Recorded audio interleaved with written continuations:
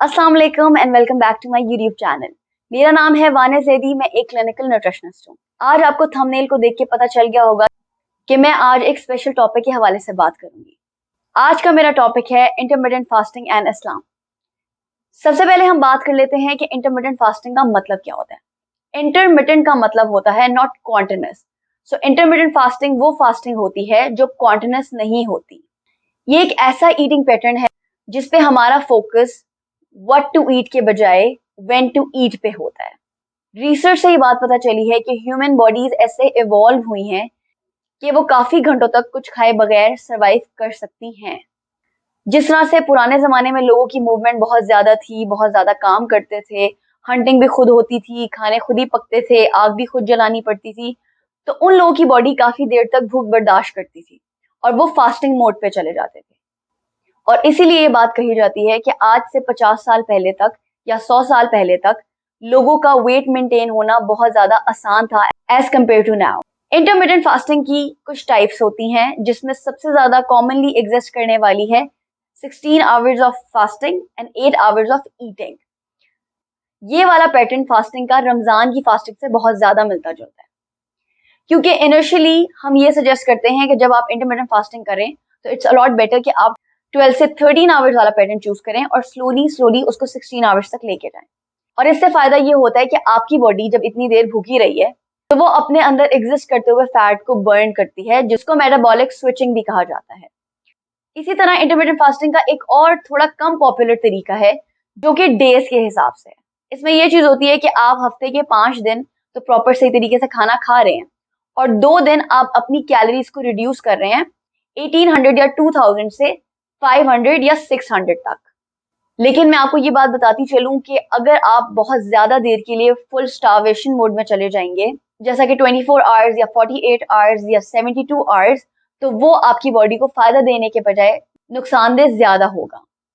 अब बात करते हैं कि आप इंटरमिटेंट फास्टिंग में खा क्या सकते हैं, और अब साथ साथ मैं आपके साथ रिलीजियस पॉइंट ऑफ व्यू भी शेयर करूंगी, क्योंकि as Muslims majority of Muslims Ramzan में रोजे रखते हैं और काफी लोग ऐसे भी हैं जो रमजान के अलावा भी रोजे रख रहे होते हैं। उससे उनकी बॉडी ऑलरेडी काफी हद तक फास्टिंग को समझती है। उनकी बॉडी के लिए इस चीज को एडजस्ट करना इतना डिफिकल्ट नहीं होता। जिस तरह से आप देखें, जब हम इफ्तारी कर रहे होते हैं तब हमें क्या सजेशन है? तब हमें ये सजेशन है कि आप बेहतरीन से बेहतरीन हेल्दी न्यूट्रिशियस फूड अपनी डाइट में शामिल करें। और एक और चीज, अब तो खैर ट्रेंड बन गया है कि जंक फूड लोग इफ्तारी में खाते हैं, फ्राइड आइटम्स खाते हैं, लेकिन जो दीन की तरफ से हमें तालीमात है उसमें ये बताया गया है आप खजूर का इस्तेमाल करें, आप फलों का इस्तेमाल करें, आप सब्जियों का इस्तेमाल करें, और उसके चंद घंटों बाद आप अच्छा प्रॉपर मील लें जिसको हम डिनर कहते हैं। और इंटरमिटेंट फास्टिंग में भी चीजें इसी तरीके से होती हैं। इंटरमिटेंट फास्टिंग में अगर आप रात को 8 बजे डिनर करते हैं और आप सुबह आप 12 बजे कुछ लेंगे, तो आप मेक श्योर करें कि आप 12 बजे होलसम फूड्स ले रहे हैं, जिसमें हमारे पास ग्रीन वेजिटेबल्स आती हैं, फ्रूट्स आते हैं। फ्रूट्स में भी प्रेफर करें लो ग्लाइसेमिक इंडेक्स वाले फूड, जिसमें हमारे पास बेरीज हैं, रेस्पबेरीज होती हैं, स्ट्रॉबेरीज होती हैं, ब्लूबेरीज होती हैं। इसके अलावा आप हाफ कप ग्रेप्स का भी इस्तेमाल कर सकते हैं।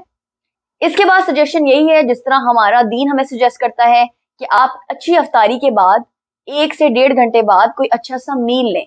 सो इंटरमिटेंट फास्टिंग में भी हम यही सजेस्ट करते हैं कि आप अच्छा ब्रंच लें।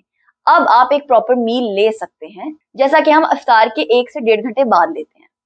इसके अलावा जो खाने आपको इंटरमिटेंट फास्टिंग में रखने चाहिए, उसमें ऑर्गेनिक प्रोटीन्स आते हैं। अपनी डाइट में सी फूड जरूर ऐड करें। एक हैंडफुल ऑफ नट्स उन 8 घंटों में मेक श्योर करें आप जरूर ले रहे हैं। इसके अलावा सैलेड्स को अपनी डाइट में लाएं, कीनवा खाएं, स्वीट पोटैटोस आप ले सकते हैं।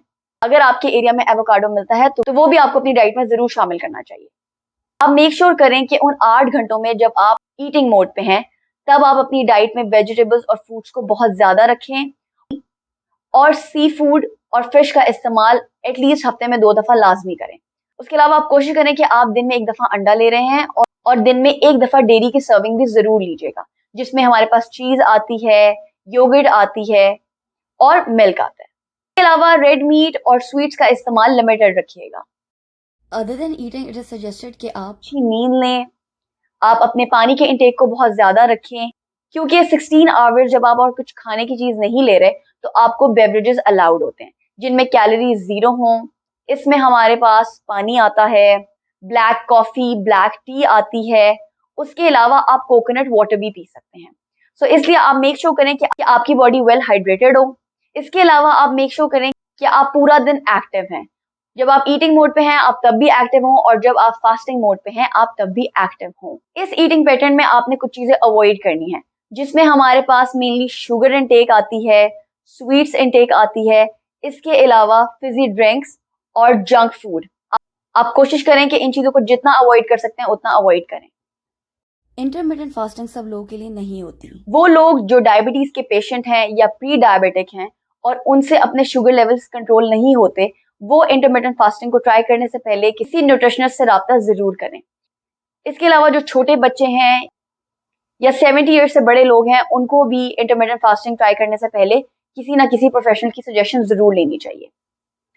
अगर आप किसी क्रॉनिक डिजीज का शिकार हैं, हार्ट डिजीज का शिकार हैं या रीनल डिजीज का शिकार हैं, तब भी आपको इंटरमिटेंट फास्टिंग करने से पहले किसी प्रोफेशनल की सजेशन जरूर लेनी चाहिए। अगर आपको कभी भी कोई फूड डिसऑर्डर रह चुके हैं, तब भी आप इंटरमिटेंट फास्टिंग फॉलो करने से पहले किसी प्रोफेशनल की सजेशन जरूर लें। देखें, प्रॉपर अफ्तारी के लिए हमारी क्या स्ट्रैटेजी होती है। जब आपकी बॉडी 12 से 14 घंटे भूखी रही है, तो प्रोफेशनल ये सजेस्ट करते हैं, और हमारे दीन की तरफ से भी ये सजेशन है कि आप बहुत हेल्दी आइटम्स को चूज करें अपनी अफ्तारी के लिए, और फौरन से प्रॉपर मील की तरफ मत जाएं। और यही लॉजिक इंटरमिटेंट फास्टिंग की है। इससे फायदा ये होता है कि आपकी बॉडी एक इतनी देर के ब्रेक के बाद जब फौरन से खाना खाती है, तो इससे हमारा शुगर लेवल हाई हो जाता है, और ये हमारी बॉडी के लिए सही चीज नहीं है।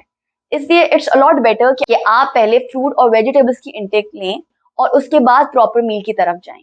ये ना सिर्फ आपके इंसुलिन लेवल को कंट्रोल करेगा, बल्कि आपका लीन मसल भी बढ़ाएगा, आपके बॉडी फैट को कम करेगा। इससे हमारी बॉडी डिटॉक्स भी होगी और क्लेंस भी होगी। सो इंटरमिटेंट फास्टिंग हमारे रमजान के रोजों जैसी ही चीज है। अगर आप लोग और सब चीजें ट्राई कर चुके हैं और एक हेल्दी ऑप्शन ट्राई करना चाहते हैं वेट लॉस के लिए, तो किसी प्रोफेशनल से जरूर रब्ता करें और आप एक हेल्दी और न्यूट्रिशियस डाइट प्लान की तरफ जाएं, क्योंकि आपकी बॉडी के लिए इंटरमिटेंट फास्टिंग को अडेप्ट करना इतना टफ नहीं होगा, क्योंकि आप ऑलरेडी रोजे भी रखते हैं। चलें जी, सो ये सब तो था मेरी आज की वीडियो के हवाले से। आई होप आप लोगों को ये वीडियो बहुत अच्छी लगी है। अगर लगी है so give it a thumbs up. अगर आप मेरे चैनल पे नए हैं तो मेरे चैनल को सब्सक्राइब करना मत भूलिएगा, और बेल आइकन को भी प्रेस कर दें, ताकि मेरे आने वाली डाइट से रिलेटेड, वेट लॉस से रिलेटेड, थेराप्यूटिक कंडीशन से रिलेटेड सारी वीडियोस आप तक सबसे पहले पहुंच सके। इस वीडियो को अपनी फैमिली और फ्रेंड्स के साथ भी जरूर शेयर करिएगा। इंशाल्लाह फिर मुलाकात होती है बहुत जल्द एक नए इंटरेस्टिंग टॉपिक के साथ। तब तक के लिए अल्लाह हाफ़िज़।